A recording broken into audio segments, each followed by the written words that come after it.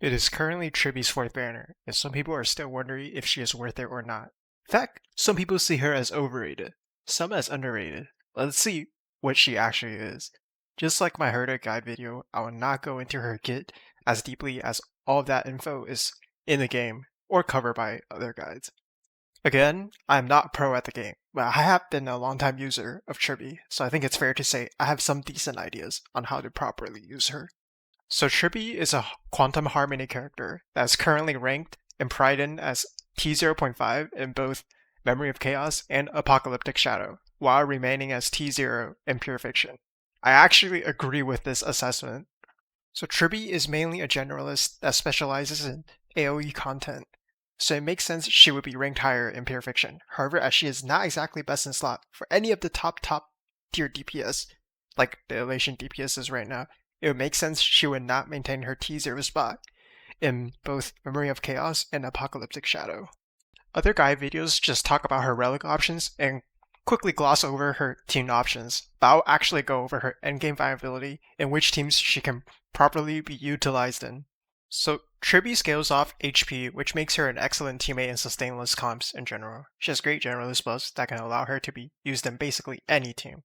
However, the general consensus is that she is no one's best in slot, and is therefore not worth pulling. However, I disagree with this sentiment, which I will elaborate on later. She is clearly still best in slot for herta, which everyone already knows, but she is also currently on Ashvale and Feyshao best teams. As explained on my herta video, Tribbie provides extremely fast stack generation that no other Harmony or Nihility characters can provide to the herta, which is why she is so good. Ashvale, on the other hand, wants hits on his bait to charge his ult to trigger even more follow-up attacks. As he is also on Feishao's team, Tribbie similarly offers the same utility, and this can be shown even more clearly if you have E2 Feixiao. Yes, this does sadly mean that Tribbie is currently better than Robin in the follow-up meta, as Robin offers no stacks. Mortonak's Blade is also rumored to be on Ashvale and Feishao's best team, making Tribbie a very good partner for him as well. As it is currently Tribbie's fourth banner, it is likely that most people already have her. I strongly advise getting her E1 in that case. Her E1 basically lets you deal 24% more true damage. So let's circle back on how most people say she has no value outside of the teams I just mentioned. If we look at the top Pure Fiction clears, she is used in many teams beyond the ones I've just mentioned. Almost all of Evernight's clears use her, and she is even used in Dot and Break over the other supposed premium options because of how potent she is in AoE content. She is more than just a Pure Fiction bot though. She is also frequently used in King clears together with Break over Fugue or Harmony Trailblazers sometimes. Again, she is also used frequently with Evernight, Mayday, and even Akron in King clears. So she is by no means a terrible support, and with in-game needing 2 or 3 teams, she could be the extra support spot you need. Now let's talk about her Lightcone options. Realistically, she only has 2 options. Her signature, and Dance Dance Dance. Her signature, if time were a flower, allows Tribbie to charge her ult faster, increases her own crit damage, and increases all ally crit damage as well. It is a pretty good Lightcone, but I would not recommend it over her E1. Personally, I think her signature is only worth it if you're using her in Mono Rem or HP scaling teams. In another scenario, DDD is almost always better, like in Break, herta, and follow-up attacks. Tribbie is one of the best abusers of this Lightcone. The ability to action advance frequently is just too powerful, even if your DDD is S1. However, if you happen to not own a copy of DDD, you can always use the 3-star Lightcone Meshing Cogs as a very last resort. Now let's talk about how to actually build her with her Relic and Planar options. I'll go over both slow and fast Tribbie, but slow Tribbie is the supposed normal way to build her, in which case you want to use the 4-piece Poet of Morning Collapse set with the 2-piece Bone Collections Planar set. The Poet set increases quantum damage by 10% and increases crit rate by 32% if the speed is less than 95. The Bone set increases max HP by 12%, and if your max HP is higher than 5000, then Tribbie's crit damage increases by 28%. The main stats in this case would be HP boots, crit damage or crit rate body, though crit damage is more preferable, HP orb, and ERR rope. Quantum damage orb could technically work, but is generally a lot worse than HP because more HP is just preferable in sustainless, and Tribbie is quite saturated with quantum damage bonus anyways. The sub stats would just be HP, crit rate, and crit damage. You do not want speed at all. In fact, you want to stay below 95 speed so you can keep 32% crit rate buff on the poet set. Speed is bad in this case. Now let's talk about fast Tribbie. Slow Tribbie is quite straightforward to build, but fast Tribbie is a bit more complicated. Generally, you want her to use the 4-piece Ego of Twilight line set, and she has several planar options that I will explore. Since you are most likely not using her with an HP scaling team, for fast Tribbie, you can simply use Ushaka, Penacony, Vonvac, or even just a fleet of Ageless. I'll just leave what the sets do on the screen here for you to read. I want to talk briefly about the Vonvac set though, because it doesn't actually buff the team like the 3 other sets do. The strength of the set is that it allows you to potentially charge Tribbie early to trigger DDD and cheat in more AV. It's especially powerful in Apocalyptic Shadow where each AV counts, but not as much in Memory of Chaos when the AV resets every wave. So the main stats will be pretty much the same as slow Tribbie, except you want speed boots over HP boots.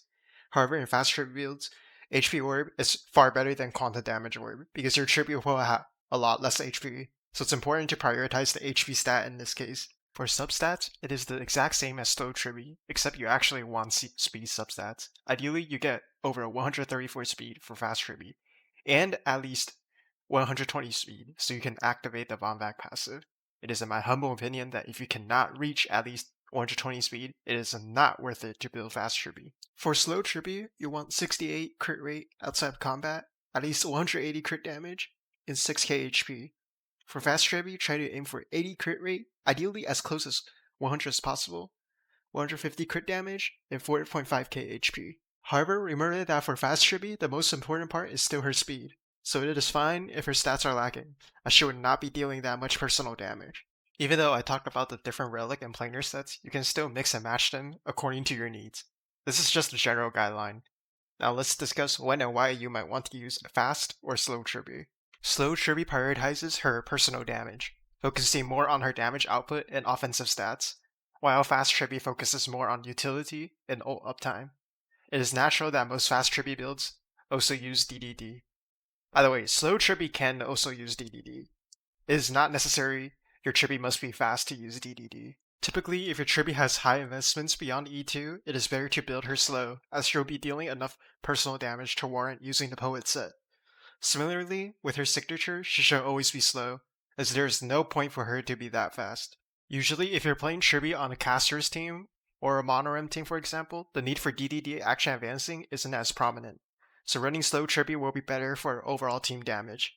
Slow Tribbie is also easier to build, as you do not have to prioritize the speed substat. Playing slow Tribbie is quite simple. You can either use her ult whenever you get it, or just snapshot her ult by using it when it is her turn, to maximize the uptime. Fast Tribbie is the one I actually want to talk about. There's this stigma that fast Tribbie is only for zero cycling, which I disagree.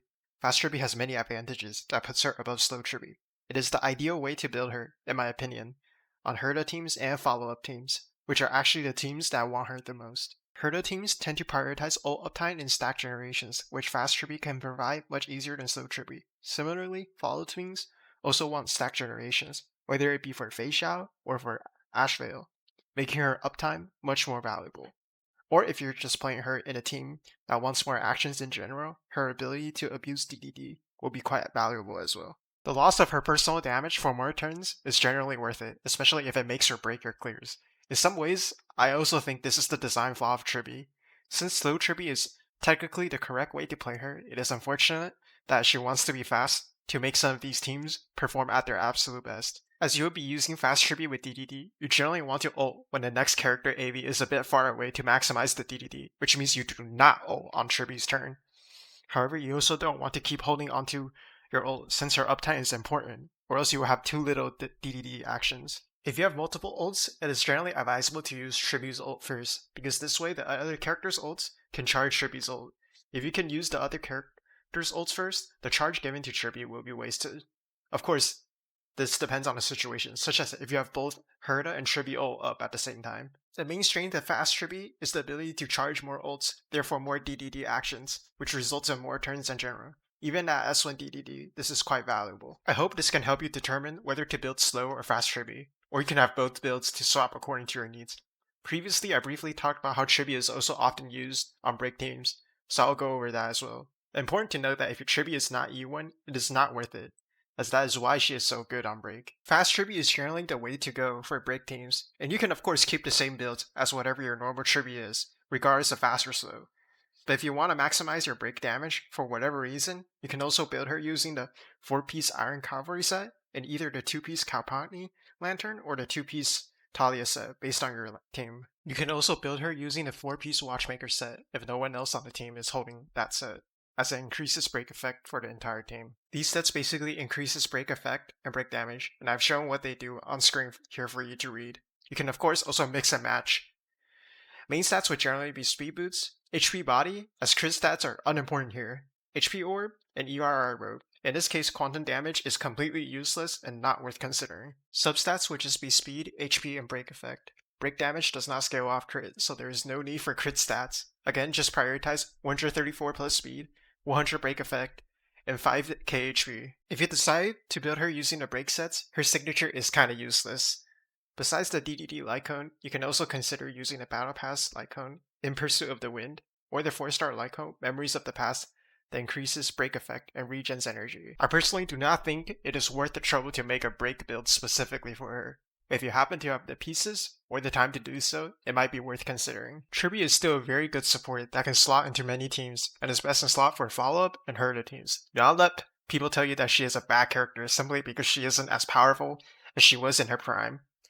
You still need 2 or 3 teams in the endgame, and she can slot in easily to any. She can even be used on dot and break teams, and are on their fastest pure fiction clears as well. So that's basically how you build Tribbie. I hope you found this guide useful on how to properly play and build her, which teams to use her in, and if she is still worth your time.